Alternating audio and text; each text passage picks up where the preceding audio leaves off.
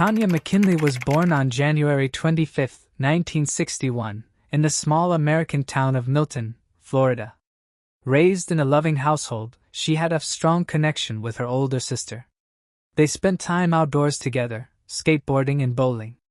After completing high school, Tanya chose to move to Pensacola, roughly 25 miles from where she grew up. She hoped to pursue the medical field and focused on one of the fastest professions to enter: medical transcription. No medical degree was needed for that job. All Tanya had to do was attend specialized classes. Her cousin, Vanita, decided to move with her, and the two shared an apartment to cut down on expenses. Not long after relocating, Tanya met a man named Tim, and they started dating. Eventually, they moved in together, and in 1983, their son, Timothy, was born. Although Tanya was delighted to become a parent, her relationship with Tim had its issues. They argued frequently, and about a year after their baby was born, they chose to go their separate ways. At the end of '84, Tanya temporarily moved in with her cousin, who by then was married with 2 kids.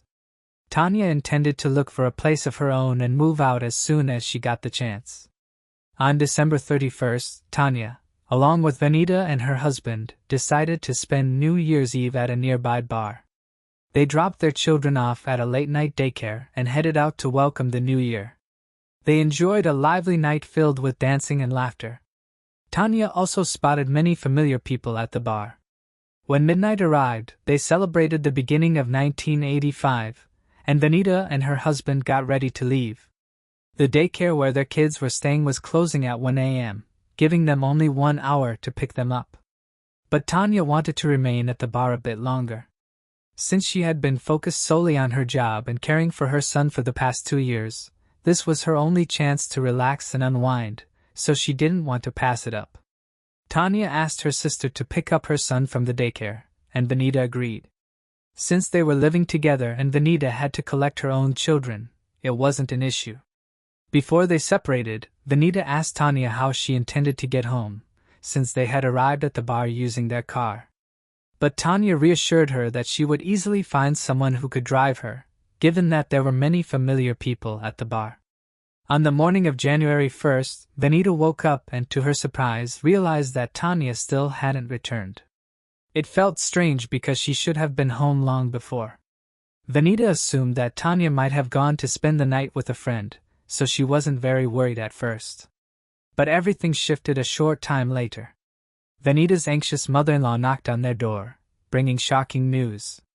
Tanya had been found dead. That night, around 3 a.m., a Pensacola resident and her daughter were heading to a vet clinic because their dog suddenly developed health problems.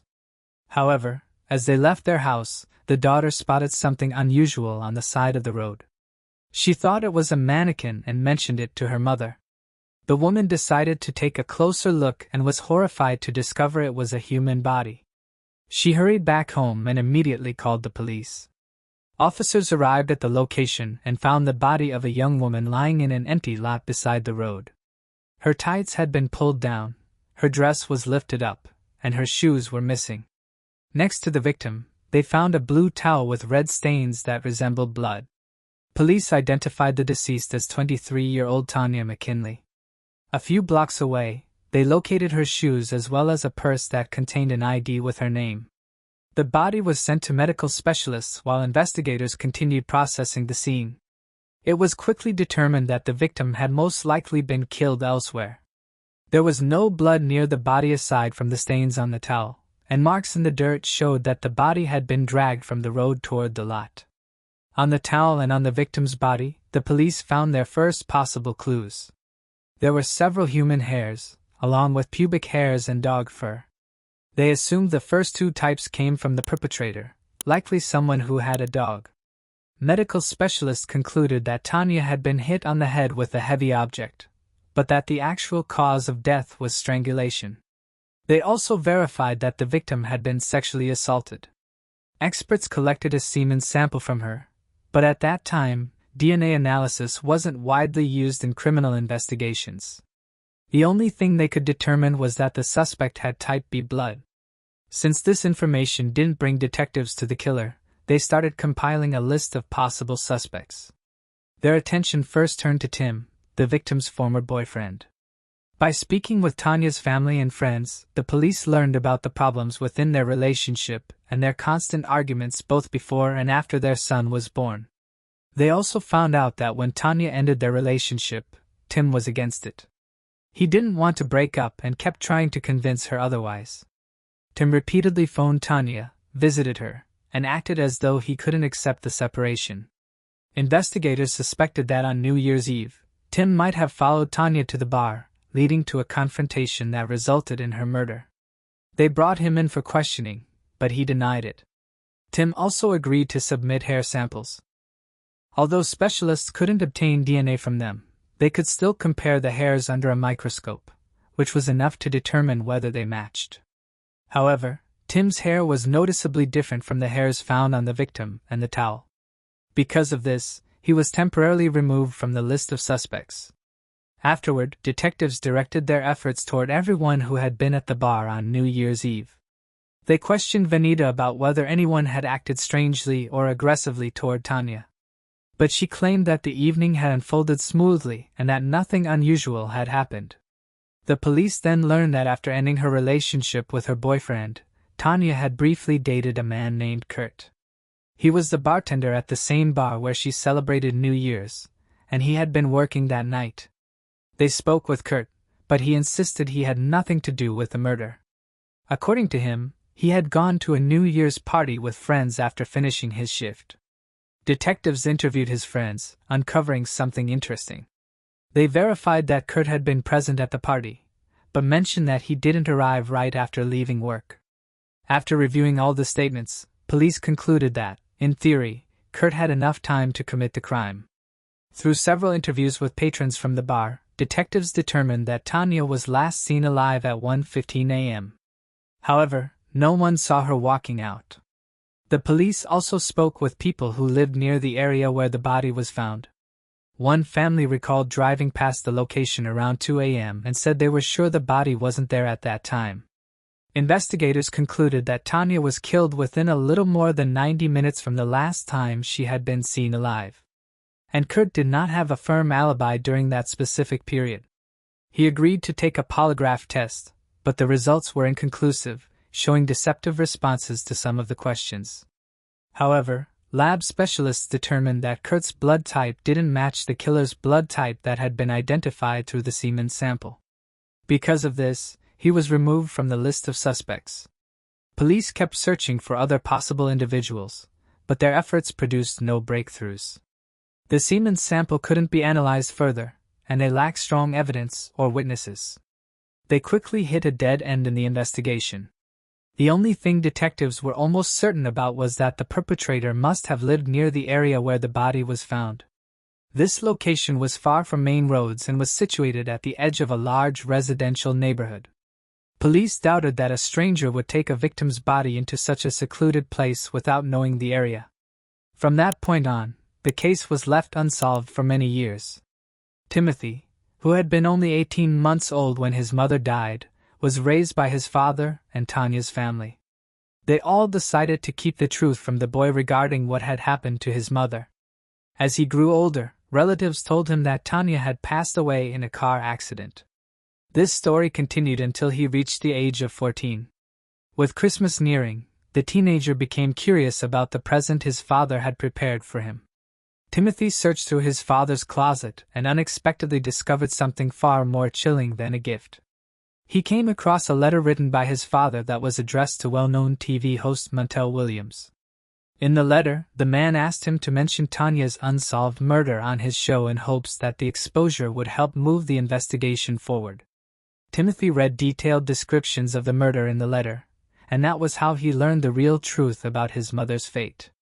In the early 2000s, the local police department reopened Tanya's case, hoping that advancements in DNA testing would allow them to identify the killer, so they sent every remaining piece of evidence to a laboratory. After reviewing it, specialists concluded that the blood on the blue towel found near the body wasn't Tanya's, but belonged to an unidentified man. They created his DNA profile and uploaded it into the FBI database, but no matches appeared. The case went cold again until it was reopened in 2015, precisely 30 years after the crime. The perpetrator's DNA still had not shown up in the FBI system, prompting detectives to try a new approach. Modern methods allowed them to search not only for exact matches but also partial ones. They considered that the database could contain relatives of the killer, which might lead them to the suspect. They began searching and eventually narrowed their focus to one specific person in the FBI's system. His DNA shared some similarities with the DNA from Tanya's killer, but the connection was fairly weak.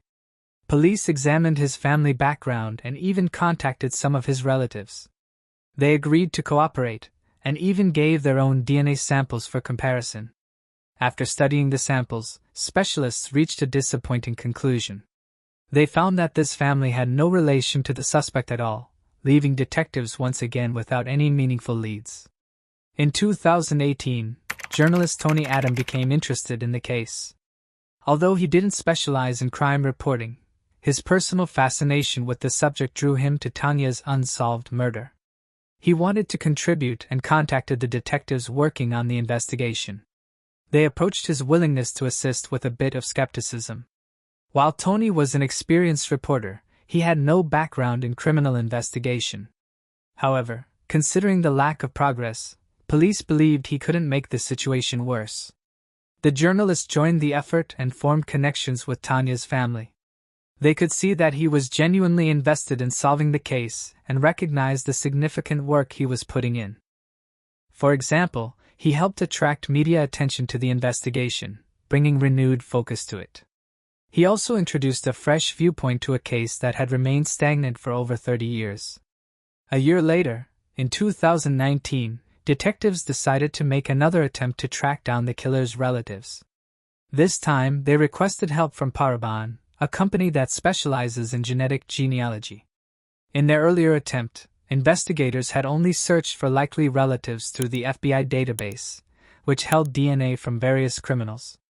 But Parabon examined public genetic databases that were much broader in range. Anyone could upload their DNA to these databases for purposes like looking for relatives or exploring ancestry. Specialists carefully worked through every possible relative of the killer, methodically analyzing their family trees to find someone who matched the profile of their suspect. They were searching for a man who, in 1985, was old enough to commit the crime and had been living in the area. The process lasted almost an entire year, creating an extremely challenging task for the experts. But in February 2020, they finally pinpointed a man who could theoretically be the killer. It was 57-year-old Daniel Wells, who had been living in the same city at the time of the murder. Detectives began going through his history and discovered that Wells had drawn police attention several times. In the late 1980s, he had been arrested for assault and later for indecent exposure. By 2020, Daniel was still residing in Pensacola, working as a carpenter and living with his wife and children. But investigators needed a DNA sample from him to directly compare it with the killer's profile and confirm his possible involvement in the murder. Due to the lack of solid evidence, police acted carefully with Daniel, afraid that he might run once he realized he was being targeted. They placed him under surveillance, and soon, police got the chance to obtain his DNA.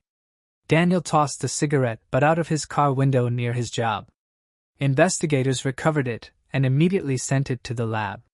Specialists extracted DNA from the saliva on the filter and compared it with the killer's DNA from Tanya's case. The results were an exact match. 35 years after the crime, police finally identified the perpetrator, and he was arrested the same day. Even though they now had his DNA results, investigators wanted to secure a confession from Daniel. So they decided to move slowly and not reveal all their evidence immediately. They asked patrol officers to pull him over under the guise of a routine ID verification. Detectives then approached Daniel and informed him that he needed to come with them to the station. They intentionally offered no additional explanation, leaving him uneasy. During interrogation, detectives gradually steered the discussion toward Tanya's murder, asking Daniel about where he had been that night. At first, he denied ever having known the woman, and that was when detectives disclosed that his DNA had been recovered at the crime scene. Daniel continued to deny everything, but with each question, he became noticeably more nervous.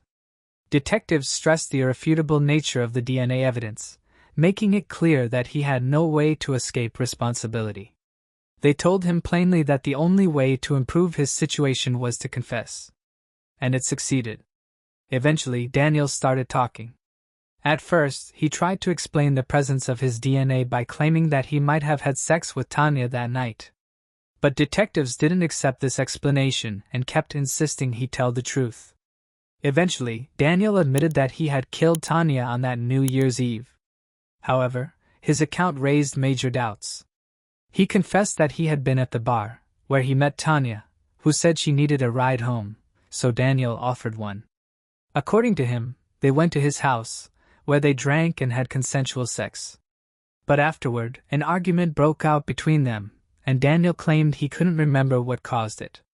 The situation escalated until Daniel, in a moment of rage, grabbed a heavy wooden cutting board and hit Tanya on the head. Realizing she had died, he panicked.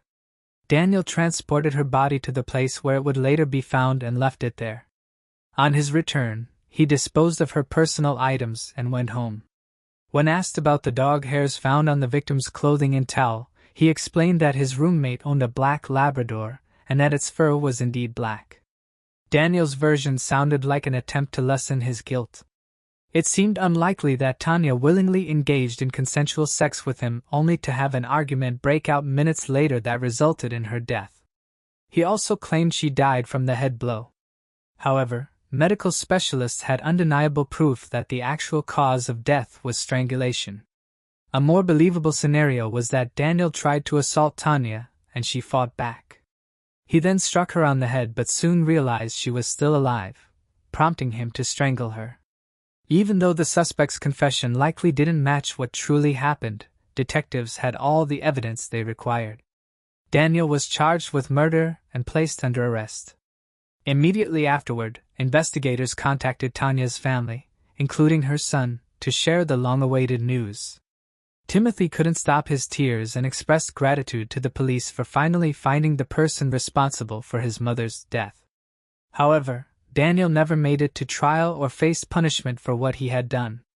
Just 2 weeks after being arrested, he was discovered dead in his cell. The investigation showed that he had taken his own life. Tanya's family felt disappointed that the man who had killed her avoided spending decades in prison. Still, they finally experienced a sense of closure knowing that, after 35 years, the case had at last been solved. If you found this case intriguing, make sure to like and subscribe. We upload new crime case videos every night. Stay tuned and brace yourself for what's coming next.